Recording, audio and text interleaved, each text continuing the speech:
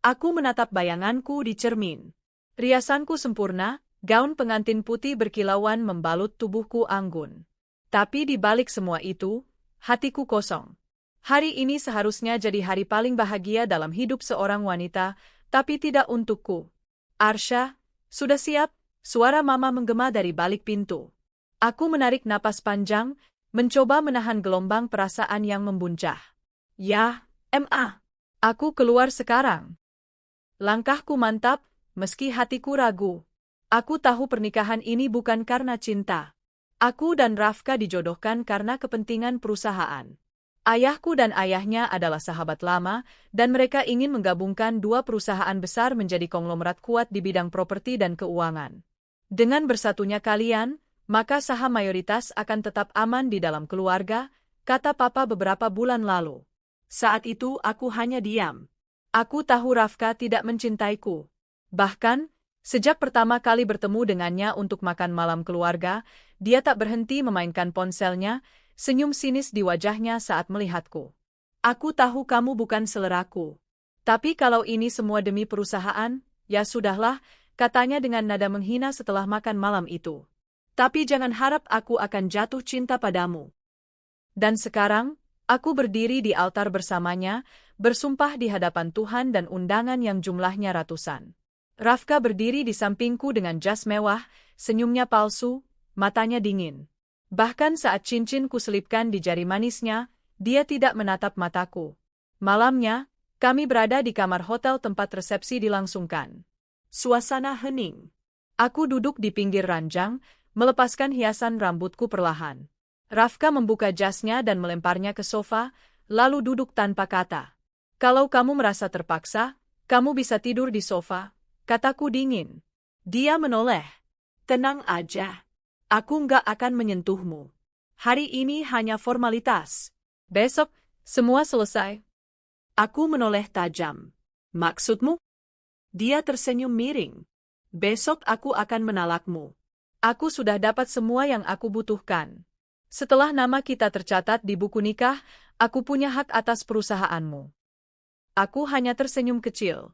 Kamu sangat yakin soal itu? Ya. Setelah ini, aku akan menikahi kekasihku yang sebenarnya. Kami akan hidup bahagia dengan harta dari hasil pernikahan ini. Kamu cuma batu loncatan, katanya tanpa beban. Sakit? Tentu saja. Tapi aku tidak menunjukkan itu. Aku hanya mengangguk, bangkit dari tempat tidur, dan masuk ke kamar mandi tanpa berkata apapun. Dalam hati, aku bergumam, silakan mainkan permainanmu, Rafka. Tapi jangan salah langkah, karena aku bukan perempuan bodoh. Pagi harinya, sesuai perkataannya, Rafka benar-benar menggugat cerai. Dia tak peduli dengan reputasi, tidak memikirkan aib keluarga, atau rasa malu yang harus kutanggung di depan publik. Ia pikir dirinya pemenang. Aku menghadiri proses itu dengan wajah tenang. Bahkan saat media mulai menyorot kabar pernikahan sehari yang langsung kandas, aku tetap tenang. Aku tahu waktuku akan tiba. Dan benar saja, beberapa hari kemudian, berita besar tersebar. Putra tunggal konglomerat menalak istri setelah sehari menikah, lalu pergi bersama kekasihnya ke luar negeri. Media memburuku. Tapi aku diam. Biarlah mereka berkata aku wanita malang. Aku rela dihina, dikasihani, ditertawakan, untuk sementara. Yang mereka tidak tahu, perjanjian pranikah sudah kuatur dengan rinci. Dan semuanya sudah berjalan sesuai rencana. Beberapa bulan sebelum hari pernikahan, aku tidak akan membiarkan seluruh hartaku dikuasai orang asing, apalagi pria yang bahkan tak mencintaiku, kataku pada pengacaraku, Bu Rini. Kita bisa buat perjanjian pranikah, Bu Arsha. Sah dan legal, dilindungi undang-undang. Pastikan dia tidak tahu pasal-pasal detailnya. Buat seolah itu hanya perjanjian biasa soal pembagian harta, kataku tajam. Bu Rini mengangguk. Saya akan atur semuanya. Tapi saya harus katakan, ini keputusan yang sangat berani dan strategis. Aku hanya tersenyum. Aku tidak butuh cinta dari pernikahan ini. Aku hanya butuh kendali penuh atas hidupku. Kini, beberapa hari setelah penetapan cerai disahkan, aku kembali ke kantor. Karyawan menatapku ragu. Ada yang iba, ada yang menggunjing, ada pula yang tersenyum sinis. Di ruanganku, aku duduk sambil membuka berkas-berkas. Di atas meja, ada sebuah map berisi salinan perjanjian pranikah yang ditandatangani Rafka tanpa membaca dengan saksama. Mungkin dia terlalu sombong atau terlalu yakin bisa mengelabuiku. Ponselku berdering. Nomor tak dikenal. Aku mengangkatnya. Halo? Arsha? Suara itu berat dan familiar. Suara Rafka. Ada apa? Tanyaku dingin. Aku cuma mau bilang, terima kasih atas semuanya, katanya dengan tawa kecil. Aku sekarang di Paris, dan hidupku baru dimulai. Kamu bisa kembali jadi wanita kariermu yang kesepian itu. Aku menahan napas. Semoga kamu bahagia, Rafka. Sudah pasti, katanya sebelum menutup sambungan. Aku meletakkan ponsel. Senyum tipis muncul di wajahku. Bermainlah sepuasmu, Rafka. Tapi waktumu akan habis. Dan saat itu tiba, kamu akan tahu siapa sebenarnya yang jadi bidak dan siapa yang jadi pemain. Aku berdiri, menatap keluar jendela gedung pencakar langit yang dibangun oleh perusahaan warisan keluargaku. Ini bukan akhir. Ini baru permulaan. Dan aku, Arsha, akan pastikan bahwa kejatuhan mereka nanti akan jadi sejarah.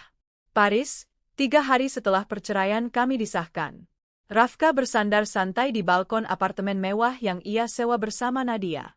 Wajahnya tenang, seperti seorang pria yang baru saja berhasil memenangkan pertarungan besar. Gelas anggur di tangannya bergetar pelan seiring angin sore yang menampar wajah.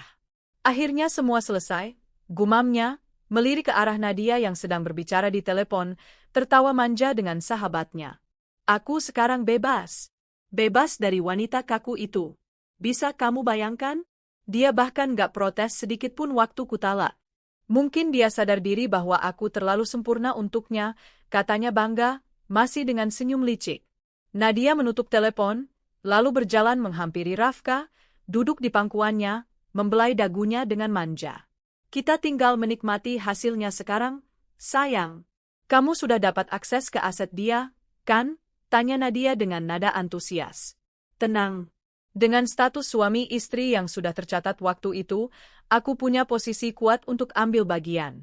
Lagi pula, dia nggak akan punya keberanian untuk menuntut. Dia terlalu menjaga citranya, ujar Rafka sombong. Nadia tertawa. Perfect. Kita tinggal bangun bisnis kita sendiri di sini. Kita akan jadi pasangan pengusaha paling sukses di Eropa. Namun sayangnya, yang mereka tidak tahu, kebanggaan itu hanya ilusi. Semua yang mereka yakini sebagai kemenangan akan segera berubah menjadi petaka. Jakarta, 1 minggu setelah perceraian. Aku duduk di ruang rapat direksi. Puluhan pasang mata tertuju padaku. Ada yang khawatir, ada yang menunggu arahanku, dan tak sedikit yang mulai ragu pada kepemimpinanku sejak rumor pernikahan sehari itu mencuat. Saya tahu, beberapa dari Anda bertanya-tanya apa yang terjadi dengan saya dan bagaimana dampaknya ke perusahaan. Ucapku tenang, membuka rapat. Tak ada yang menjawab. Hening. Tapi saya ingin memastikan satu hal. Perusahaan ini tetap berdiri kuat, saham mayoritas tetap berada di tangan yang tepat, dan aset perusahaan tidak berpindah ke tangan siapapun yang tidak berkepentingan. Aku menyodorkan map tebal berisi dokumen ke tengah meja. Ini perjanjian pranikah yang saya buat sebelum pernikahan kemarin. Disahkan notaris, didaftarkan, dan berlaku hukum penuh. Termasuk klausul perlindungan saham dan hak waris. Para dewan direksi terkejut. Beberapa mulai membolak-balik dokumen itu. Saya tidak bodoh, lanjutku. Saya tahu sejak awal bahwa pernikahan itu bukan karena cinta, tapi saya biarkan terjadi karena saya ingin melihat siapa yang benar-benar bisa dipercaya. Dan sekarang, saya tahu. Seorang direksi, Pak Dimas, angkat bicara, Bu Arsha, saya mewakili semua yang duduk di sini, salut atas tindakan Ibu. Dan kami siap mengikuti arahan Anda. Aku mengangguk pelan. Dalam hati aku tahu, kepercayaan ini adalah senjataku. Dan itu akan kugunakan untuk menghancurkan mereka yang berniat mengkhianati. Paris, 2 minggu kemudian. Rafka mengerutkan dahi di depan laptopnya. Wajahnya cemas. Ia membuka kembali email dari pengacaranya di Jakarta. Dengan ini kami sampaikan bahwa hak Anda terhadap aset maupun saham milik Nyonya Arsya dinanti tidak dapat diklaim karena terikat perjanjian pranikah sah yang menyatakan bahwa seluruh kepemilikan tetap berada di tangan pribadi Nyonya. Arsya? Tangannya mengepal. Dia melempar laptop ke sofa. Nadia yang baru masuk dari kamar langsung terkejut melihat ekspresinya. Ada apa, sayang? Dia menipuku, geram Rafka. Apa maksudmu? Nadia melangkah cepat ke arahnya. Arsya, dia buat perjanjian pranikah. Dan aku tanda tangani tanpa membaca detailnya. Suaranya meninggi, wajahnya merah padam. Nadia menatapnya tak percaya. Kamu serius? Dia sudah atur semuanya. Semua saham tetap di tangannya. Aku nggak punya hak apapun. Aku sudah telanjur talak. Dan sekarang semuanya hilang. Nadia diam sejenak. Matanya menyipit, lalu ia berbalik, mengambil tas dan ponselnya. Kamu mau kemana? Tanya Rafka curiga. Keluar. Pikiranku penat, jawabnya singkat. Kamu marah padaku? Nadia menatapnya dingin. Kamu janji bakal bawa aku ke kehidupan mewah. Tapi sekarang, kamu cuma pria ceroboh yang bahkan gak baca kontrak sebelum menikah. Pintu dibanting. Rafka terduduk. Untuk pertama kalinya, dia merasa benar-benar kalah. Jakarta, seminggu kemudian. Aku duduk di ruang kerjaku, menatap layar yang menunjukkan laporan terkini, saham perusahaan keluarga Rafka menurun drastis. Setelah aku memutus kontrak kerjasama dengan mereka, investor mulai ragu. Beberapa proyek bersama dibatalkan. Bahkan ada yang mulai menuntut ganti rugi karena kerugian akibat pembatalan sepihak. Aku menerima panggilan dari pengacaraku, Bu Rini, Bu Arsya, semua berjalan sesuai rencana. Kami juga menemukan fakta bahwa Rafka mencoba mengakses salah satu akun perusahaan melalui nama samaran, tapi gagal karena sistem keamanan yang Ibu bangun sejak awal. Terima kasih, Bu Rini. Teruskan pemantauan, kataku tegas. Aku tersenyum puas. Dulu aku mencintai ketenangan. Tapi sekarang, aku mulai menikmati permainan ini. Paris, sebulan kemudian. Rafka hidup dari sisa-sisa uang pribadinya. Nadia tak pernah kembali sejak keluar dari apartemen waktu itu. Semua akses kartu kredit diblokir. Rumah mewah mereka disita karena penyewaannya tak dibayar. Bahkan mobil sport yang dibeli dari uang pinjaman harus dikembalikan. Ia kini tinggal di apartemen kecil, berdebu, dan hanya bisa makan mie instan. Hanya satu kalimat yang terus terngiang di kepalanya. Aku tidak butuh cinta dari pernikahan ini. Aku hanya butuh kendali penuh atas hidupku. Itu kalimat terakhir yang Arsya ucapkan padanya sebelum mereka berpisah. Rafka menatap bayangannya di cermin yang buram. Wajah yang dulu angkuh dan sombong, kini terlihat lusuh dan menyedihkan. Aku kalah oleh wanita yang kupikir lemah.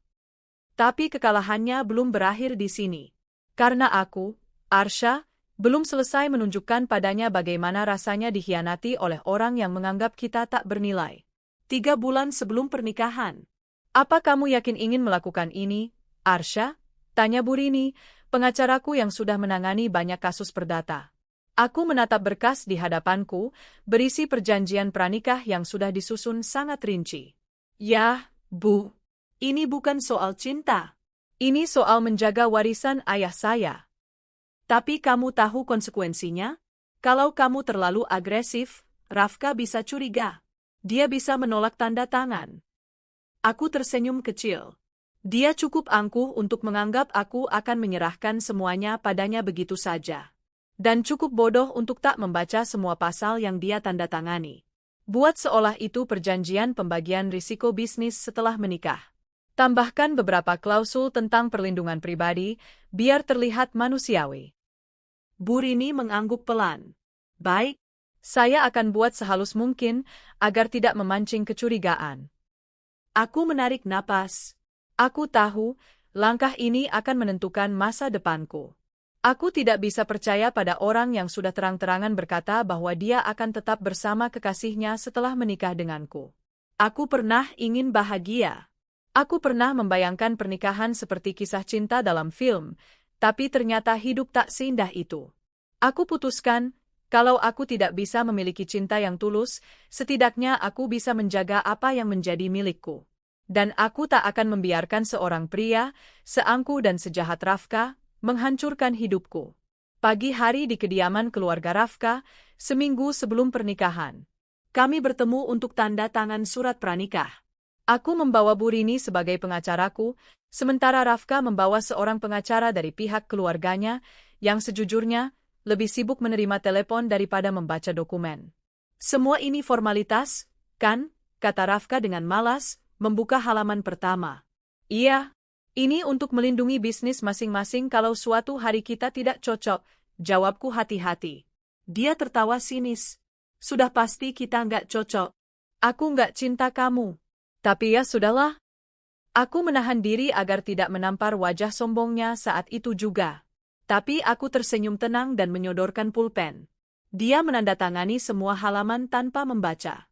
Aku mengamati setiap gerakannya, dan dalam hati berkata, "Terima kasih, Rafka. Kau baru saja menggali lubang kuburmu sendiri." Kembali ke masa kini, aku duduk di kantor, membaca email dari jaringan media yang siap menerbitkan artikel investigasi tentang perusahaan keluarga Rafka. Sudah sebulan ini aku diam-diam memberikan informasi kepada wartawan, kerugian, manipulasi data, utang tersembunyi, dan hubungan gelap direksi dengan mafia properti. Bukan hanya balas dendam pribadi, ini juga tentang menegakkan prinsip. Perusahaan mereka berdiri di atas kebohongan dan kesombongan. Sudah saatnya mereka merasakan akibatnya. Ponselku berbunyi. Nama yang muncul membuatku menghela napas, Mama Rafka. Assalamualaikum, Bu Arsya, ini Tante Mirna. Suaranya terdengar ragu. Waalaikumsalam, Tante. Ada yang bisa saya bantu? Maaf sebelumnya, ya, Tante tahu ini canggung. Tapi, Tante dengar Rafka sedang mengalami kesulitan. Aku menahan tawa. Saya ikut prihatin, Tante. Tapi setahu saya, semua keputusan Rafka dibuat atas dasar kehendaknya sendiri. Tapi kamu bisa bantu dia, kan? Kalian dulu suami istri meski sebentar? Aku tersenyum miris. Justru karena itu, Tante. Karena pernikahan singkat itulah saya jadi tahu siapa dia. Dan sepertinya bantuan saya tidak diperlukan. Klik. Aku memutus panggilan. Tanganku sedikit bergetar, bukan karena marah, tapi karena luka yang kembali menganga. Aku tak menyesal menikah dengan Rafka. Karena lewat pernikahan itulah aku tahu siapa yang benar-benar layak bertahan dalam hidupku. Dan Rafka bukan salah satunya. Paris, keesokan harinya. Rafka menerima email dari pengacaranya yang membuat darahnya berdesir dingin. Perusahaan ayahnya digugat oleh beberapa investor karena gagal proyek. Sementara itu, berita skandal mulai menyebar di media bisnis besar. Judul utama, Kebangkrutan diam-diam, konglomerat muda terkait manipulasi data investasi. Wajah ayahnya terpampang jelas, disandingkan dengan rekam jejak buruk yang berhasil diungkap oleh jurnalis investigasi. Semua yang selama ini mereka tutupi mulai terkuak. Dan Rafka dianggap sebagai bagian dari konspirasi. Gila, ini kerjaan Arsya, teriak Rafka di apartemen kecilnya yang pengap. Dia melempar gelas ke dinding. Tangannya gemetar. Pikirannya kacau. Beberapa kali ia mencoba menelepon Arsya, tapi nomornya diblokir. Ia mengirim email panjang, berisi permintaan maaf yang terselubung dengan nada menyalahkan. Namun tak satu pun dijawab. Sementara itu, di Jakarta, aku menghadiri acara penghargaan sebagai wanita inspiratif dalam dunia bisnis tahun ini. Aku berdiri di atas panggung, lampu sorot menyorot wajahku. Aku tidak menangis. Aku tidak menggigil. Aku berdiri kokoh. Banyak yang mengira, wanita hanya akan jatuh saat dikhianati. Tapi saya percaya, kita justru lebih kuat setelah patah. Karena kita tahu bagaimana sakitnya dikhianati oleh orang yang kita percayai, ucapku dalam pidato penerima penghargaan. Para hadirin berdiri. Tepuk tangan meriah menggema. Dan di tempat lain di layar laptop butut, Rafka menyaksikan siaran langsung pidatoku. Matanya basah. Tapi bukan karena haru, karena amarah, karena penyesalan, karena akhirnya dia sadar. Wanita yang dulu ia anggap sebagai boneka bisnis, kini menjadi kekuatan yang membuatnya hancur total. Malam itu aku pulang ke rumah dan berdiri di balkon. Udara Jakarta masih hangat, tapi terasa lebih ringan. Aku menatap langit malam. Tak ada bintang, tapi aku tahu cahayaku sudah cukup untuk menuntunku sendiri. Dan besok, aku sudah siapkan langkah berikutnya, bukan hanya untuk membalas, tapi untuk membangun lebih tinggi dari yang pernah mereka coba hancurkan. Kantorku kini sibuk lebih dari biasanya. Aku tak hanya memimpin, tapi juga mengatur strategi untuk mengunci langkah mereka, Rafka dan keluarganya, hingga tak bisa bangkit kembali. Hari-hariku penuh dengan rapat, dokumen hukum, dan strategi media. Tapi aku menikmati semuanya. Aku tidak membalas dengan emosi. Aku menghancurkan mereka dengan logika dan hukum. Pagi itu aku duduk bersama tim hukumnya dan tim keuanganku. Di layar besar terpampang grafik penurunan tajam saham perusahaan keluarga Rafka, PT Raka Sentosa. Sejak kontrak kerja sama kami dicabut dan laporan keuangan mereka bocor ke publik, harga sahamnya terus anjlok. Investor besar satu persatu mencabut modalnya. Laporan dari pengacara kami di Swiss menyebutkan bahwa salah satu aset perusahaan Rafka sedang dalam proses penyitaan karena utang yang tidak terbayar, ucap Burini dengan mata tajam. Aku mengangguk. Bagus. Kalian lanjutkan. Fokus pada properti dan proyek-proyek besar mereka yang sedang macet. Pastikan kita kuasai peluang itu lebih dulu. Dan soal Nadia? Tanya sekretarisku pelan. Aku mengernyit. Apa dengan Nadia? Ia dilaporkan sedang dalam proses pengajuan kerjasama dengan investor Singapura menggunakan dana pribadi Rafka. Aku tertawa kecil. Itu uang yang tidak ada legalitasnya. Karena sebagian besar uang Rafka terhubung ke rekening gabungan yang kita bekuan. Ajukan laporan pemalsuan dokumen ke pihak berwenang Singapura. Jangan beri mereka ruang bernapas. Mereka semua mengangguk. Suara ketikan laptop kembali terdengar. Mataku tetap tajam, hatiku tetap dingin. Dulu aku terlalu mempercayai orang. Sekarang aku tahu, satu-satunya orang yang bisa aku andalkan adalah diriku sendiri. Di sisi lain, di Paris yang mulai memasuki musim gugur, Rafka seperti orang linglung. Apartemennya semakin berantakan, dan ia mulai kehilangan arah. Nadia pun mulai kehilangan kesabaran. Ini bukan hidup yang kamu janjikan padaku, Rafka, teriak Nadia dengan mata merah. Katanya kamu punya kuasa atas perusahaan istrimu. Katanya kamu bisa bawa kita ke puncak. Dia menipu aku. Rafka membalas tak kalah emosi. Dia jebak aku dengan perjanjian. Dia buatku tanda tangan tanpa aku tahu isi sebenarnya. Lalu sekarang kita hidup seperti gembel, ya? Aku tinggalkan semua untuk ikut kamu, Rafka. Aku dibuang keluargaku, teman-temanku menjauh karena aku jadi bahan gosip internasional. Aku akan perbaiki semuanya. Aku hanya butuh waktu. Suara Rafka putus asa. Nadia memandangnya dengan jijik. Kamu tahu apa yang paling menyedihkan, Raf? Kamu bukan cuma kalah, kamu juga terlalu bodoh untuk tahu kapan kamu kalah. Tak lama setelah pertengkaran itu, Nadia meninggalkan apartemen. Ia membawa koper dan tidak pernah kembali. Aku duduk di ruang kerjaku sore itu, menatap langit yang mulai mendung. Ponselku berdering, nomor tidak dikenal. Biasanya aku abaikan, tapi entah kenapa aku angkat. Halo? Arsha? Suara di ujung sana berat, pelan, nyaris tak terdengar. Aku diam beberapa detik. Rafka? Ya, ini aku. Kenapa kamu meneleponku? Tanyaku datar. Aku ingin bicara. Bukan untuk marah. Bukan untuk menuntut. Aku cuma ingin minta maaf. Aku tak menjawab. Hanya mendengarkan. Aku sadar aku salah besar. Aku pikir aku bisa kuasai semuanya. Tapi ternyata aku nggak tahu siapa kamu sebenarnya. Kamu bukan wanita biasa, Arsha. Kamu terlalu kuat, terlalu pintar, dan aku cuma pecundang. Kalau kamu tahu itu, lalu kenapa baru sekarang kamu bicara? Karena semuanya sudah hancur.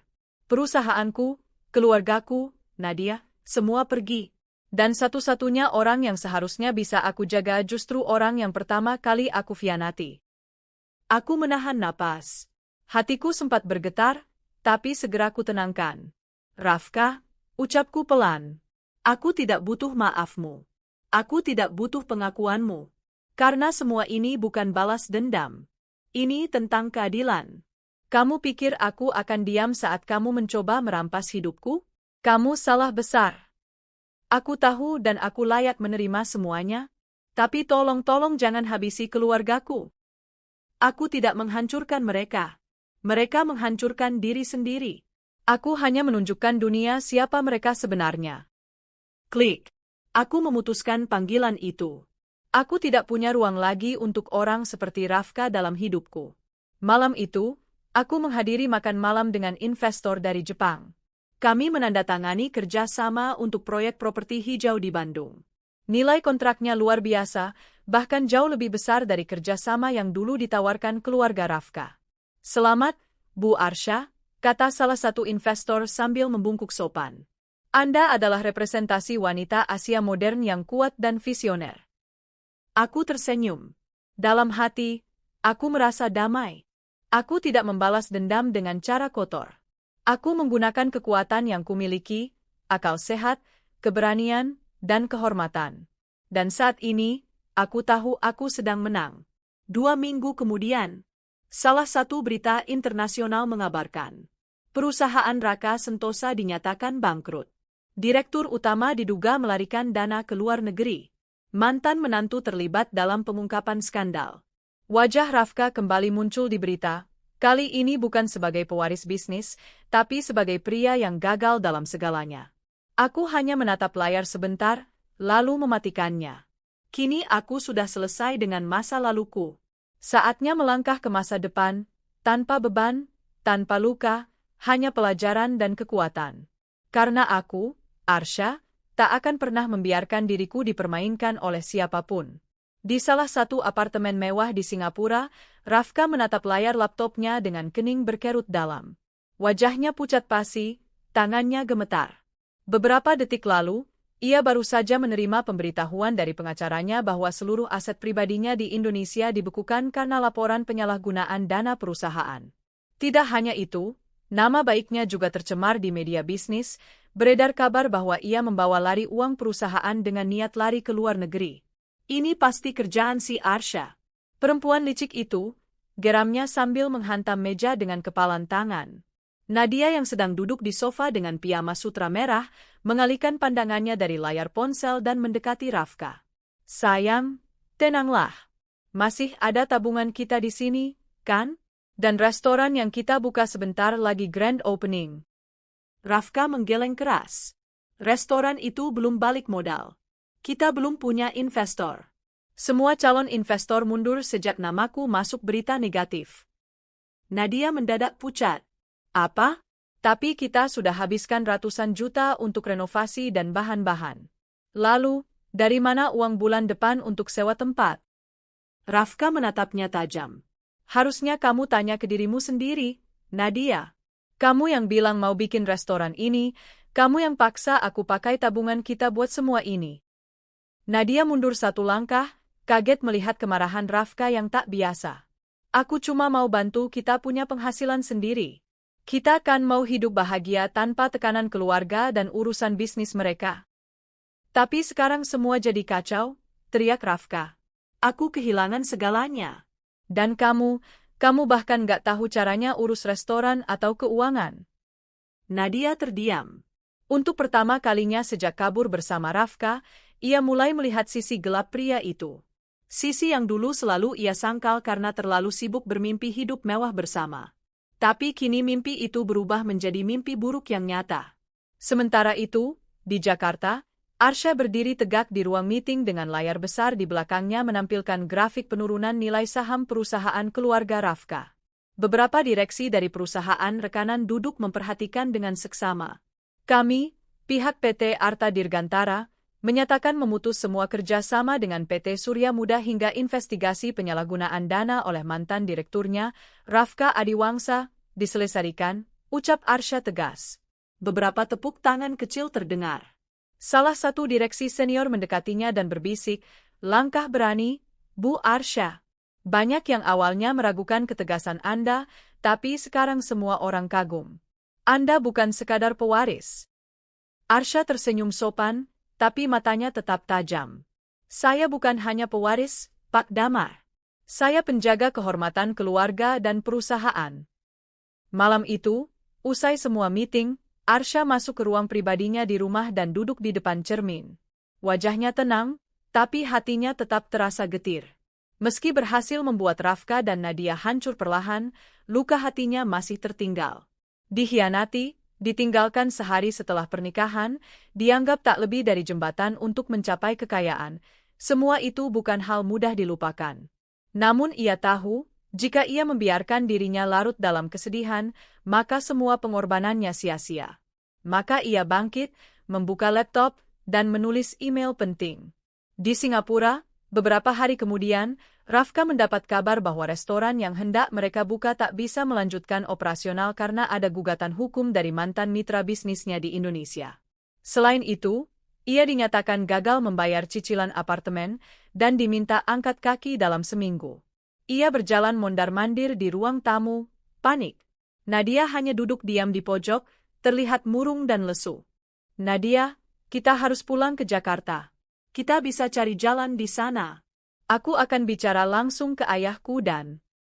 Nadia memotong dingin, "Kau kira ayahmu masih akan menerimamu setelah kau mempermalukan nama besar mereka?" Rafka menatapnya tajam. "Lalu kita harus apa? Kau ada ide lebih baik?" Nadia berdiri perlahan, menatap Rafka dengan pandangan datar yang belum pernah Rafka lihat sebelumnya. "Aku tahu satu hal. Aku nggak mau hidup susah." "Apa maksudmu?" tanya Rafka. Nadia hanya tersenyum tipis, lalu mengambil tasnya. "Aku sudah cukup sabar selama ini. Tapi aku nggak mau ikut tenggelam. Aku pamit, Raf." "Nadia, jangan main-main," bentak Rafka panik. Namun Nadia sudah pergi, meninggalkan Rafka sendirian di tengah kekacauan hidup yang ia ciptakan sendiri. Beberapa minggu kemudian, Arsha sedang duduk di rooftop kantornya menikmati angin sore saat asistennya datang dengan kabar terbaru. "Bu Arsha, media internasional mulai meliput keruntuhan bisnis Rafka Adiwangsa dan Nadia Salsabila. Banyak yang menyebutnya sebagai kisah tragis akibat keserakahan dan kebodohan." Arsha mengangguk. "Bagus. Biarkan itu jadi pelajaran untuk siapapun yang mencoba memanfaatkan orang lain demi kepentingan pribadi." Asistennya ragu sejenak, lalu berkata, "Bu, Rafka mengirim email permintaan maaf. Isinya panjang, katanya dia menyesal dan minta kesempatan bertemu." Arsha hanya tersenyum tenang. "Hapus saja. Tak perlu ku baca."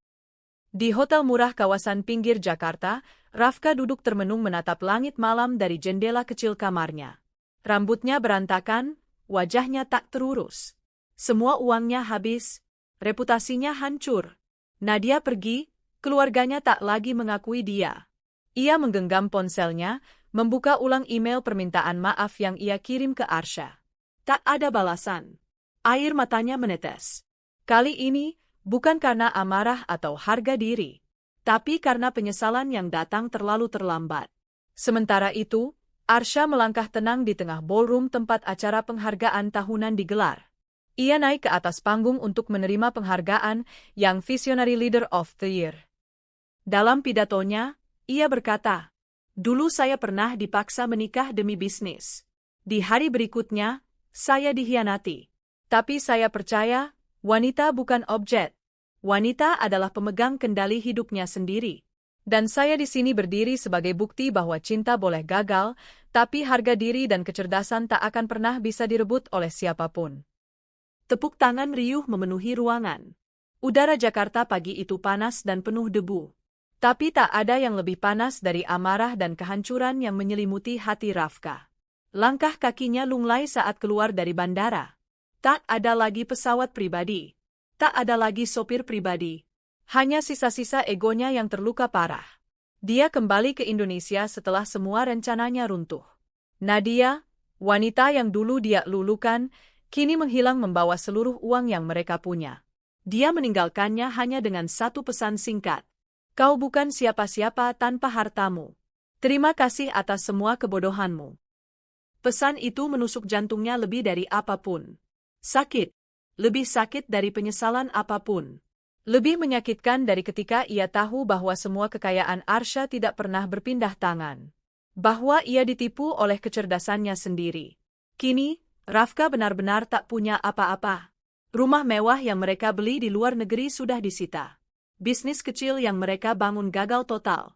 Kredit kartu menumpuk, dan investor tak satu pun percaya pada nama Rafka yang kini identik dengan pengkhianat dan penipu. Ia menyandarkan tubuhnya di dinding salah satu halte di pusat kota. Dahulu, orang-orang menyapanya dengan sopan, menyebutnya Tuan Rafka. Sekarang, dia nyaris tak dikenali. Baju kemeja yang ia pakai tampak lusuh. Matanya sayu dan wajahnya tak terawat. Namun, satu hal yang masih ia genggam adalah rasa bersalah dan harapan kecil bahwa Arsha mungkin akan memaafkannya. Rangkaian penolakan. Rafka nekat menuju kantor pusat perusahaan Arsha. Tapi baru sampai lobi, ia langsung dihadang oleh security. "Maaf, Pak. Anda tidak boleh masuk tanpa janji," ucap petugas satpam. "Aku suaminya, mantan suaminya.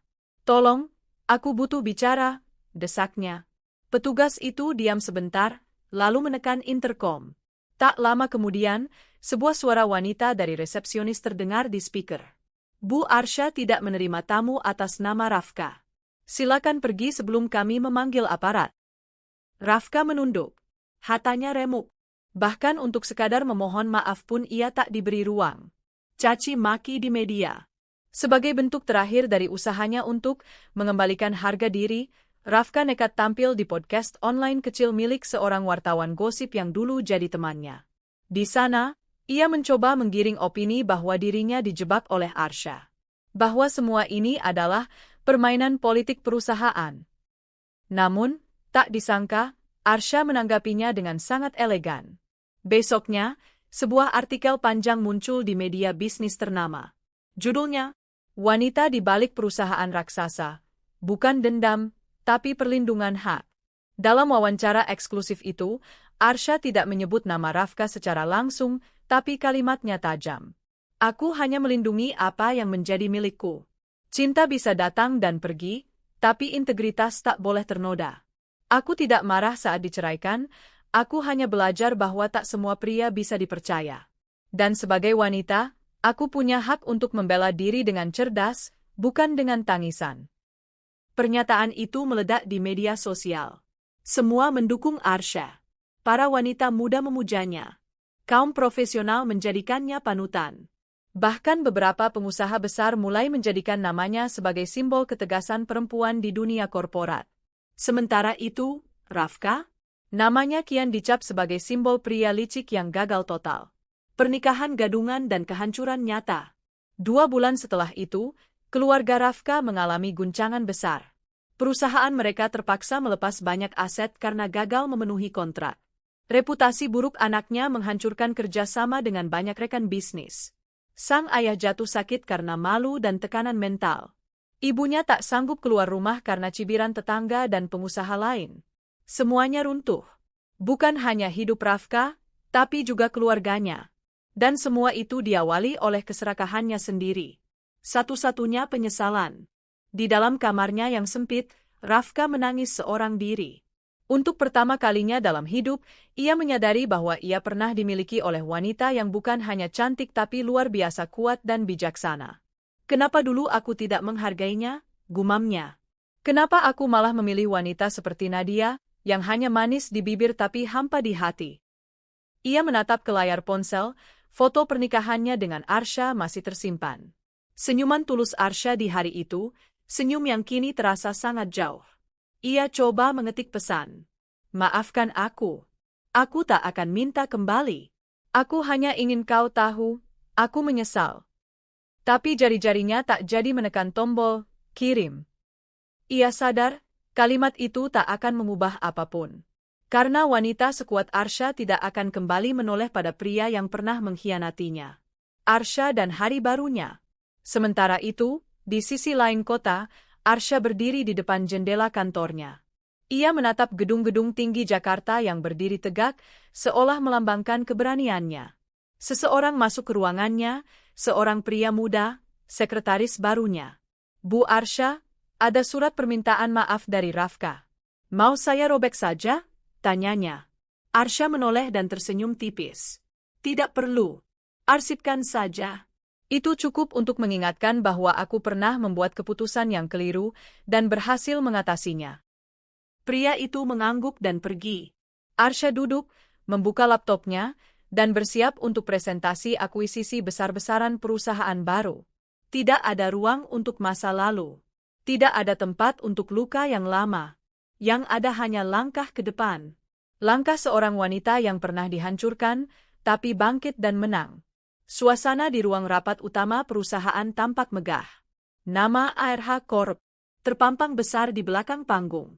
Di hadapan puluhan investor, media, dan rekan bisnis, Arsha berdiri anggun dengan balutan jas putih. Ia baru saja menandatangani kontrak kerjasama senilai miliaran rupiah dengan perusahaan teknologi global asal Korea Selatan. Tepuk tangan bergemuruh. Kamera berkilatan. Wartawan berlomba-lomba mengambil gambar.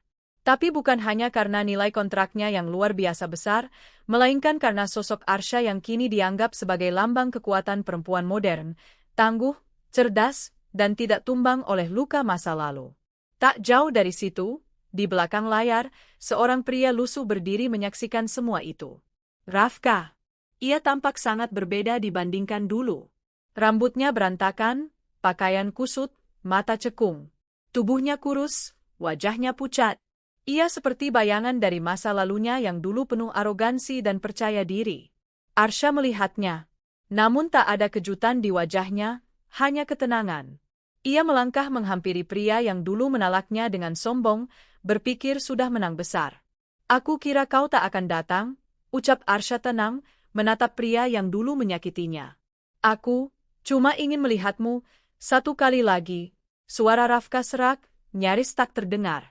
Arsha mengangguk. Sudah kulihat hidupmu sekarang. Aku tidak senang melihatmu menderita, Rafka. Tapi aku juga tak akan mengulurkan tangan untuk menyelamatkanmu. Semua ini hasil dari pilihanmu sendiri. Rafka menunduk. Aku kehilangan semuanya. Nadia mencuri sisa uangku, kartu kreditku diblokir, perusahaan keluargaku bangkrut, rumah kami disita. Aku bahkan ditolak kerja di mana-mana. Semua karena namaku tercemar?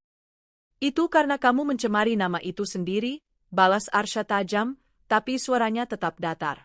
Kamu pikir menikahiku bisa membuatmu menguasai perusahaan? Kamu lupa aku sudah mengatur semuanya dari awal.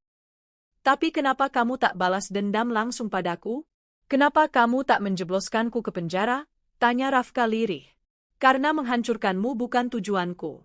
Aku hanya ingin memberimu pelajaran bahwa perempuan tidak bisa seenaknya dipermainkan, jawab Arsha sambil tersenyum tipis. Dan kadang, membiarkan seseorang menghancurkan dirinya sendiri adalah pembalasan yang paling menyakitkan. Rafka meneteskan air mata. Ia duduk di lantai koridor dengan tubuh lemas. Tak ada harga diri tersisa. Dan Arsha? Ia berbalik dan melangkah pergi, kepalanya tegak. Ia tak lagi menengok ke belakang. Beberapa bulan berlalu. Nama Arsha semakin harum. Ia menjadi narasumber dalam banyak seminar bisnis. Ia diundang dalam acara televisi sebagai inspirasi perempuan Indonesia. Perusahaannya berkembang pesat dan mulai membuka cabang internasional. Di rumah, Arsha kini tinggal bersama ibunya. Mereka lebih dekat dari sebelumnya. Ibunya akhirnya meminta maaf karena telah menjodohkan Arsha dengan Rafka tanpa mempertimbangkan perasaan anaknya. Aku bangga padamu, Nak, ucap ibunya suatu malam sambil memeluk Arsha. Kamu lebih kuat dari yang kubayangkan. Arsha tersenyum. Terima kasih, Bu. Luka ini memang menyakitkan, tapi kalau bukan karena itu, aku mungkin tak akan jadi sekuat ini. Sementara itu, di sudut kota yang jauh dari kemewahan, Rafka bekerja sebagai kurir paket. Ia menurunkan barang dari motor, berkeringat dan lelah. Ia kini hidup dari upah harian. Tak ada yang mengenalnya sebagai anak konglomerat. Tak ada yang tahu ia pernah menjadi suami wanita sukses. Setiap kali ia melihat billboard bergambar Arsha di jalanan, ia hanya bisa menunduk. Perempuan yang dulu ia remehkan, kini menguasai dunia. Dan ia hanyalah debu masa lalu. Suatu hari, Arsha berdiri di depan jendela kantornya yang menghadap kota. Di tangannya secangkir teh hangat. Seorang pria muda, rekan bisnis barunya dari Jepang, menghampirinya. Kau luar biasa, Arsha-san. Aku senang kita bisa kerja sama. Arsha mengangguk. Terima kasih, Araisan. Aku percaya, selama kita menghargai orang lain dan tidak serakah, bisnis akan membawa berkah. Pria itu tertawa kecil. Dan kau tampak sangat bahagia. Apakah itu karena sukses, atau karena akhirnya kau bebas dari masa lalumu?